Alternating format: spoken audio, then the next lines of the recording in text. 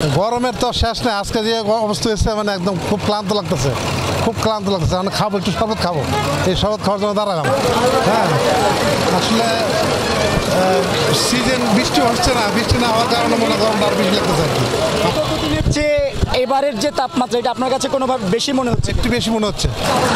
এর পিছনে কী কারণে না কীভাবে বলবো, যে তাহলে বিদেশের সাথে যে যুদ্ধ হতেছে, বোমাটা মারা যাওয়ার কারণে কি রিয়াকশনটা বাংলাদেশে আসতেছে কিনা সেটা আমি বুঝতে পারছি না। রসমালাই আসছেন, মধু, কলিজা ঠান্ডা, কালে খাইলে ঠান্ডা।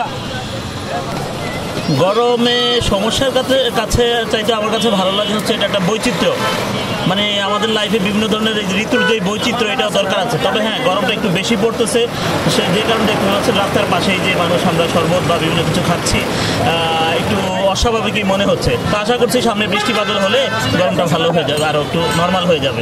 আমার কাছে যদি বলি, গরমটা আমি আসলে উপভোগ করি মাঝে মাঝে, কারণ ঋতুর যে বৈচিত্র্য এটা দরকার আছে। আমরা এতদিন একটা ঋতু কাটিয়ে এখন গরমে আসছি, এটাও ভালো। তবে এবার গরমটা মনে হচ্ছে খুব বেশি, মাত্রাতিরিক্ত বেশি হচ্ছে, যে কারণে দেখেন পথে ঘাটে আমরা মানে গলা শুকিয়ে যাচ্ছে, শরবত খাচ্ছি। তো আশা করি সামনে যদি বৃষ্টি বাদল শুরু হয়ে যায় এই গরমটা আরও কমে যাবে, জনজীবনে শান্তি নেমে আসবে। Thank you. হাসপাতালে আসছি রুগী দেখানোর জন্য।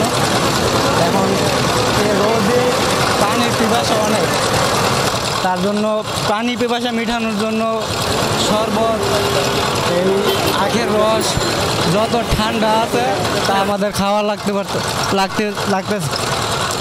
প্রচণ্ড ঠান্ডার কারণে মানে এই রোদের কারণে আমরা কী করবো বুঝা পাইতেছি না, তার জন্য আমরা বিকল্প ঠান্ডা বেছে নিছি।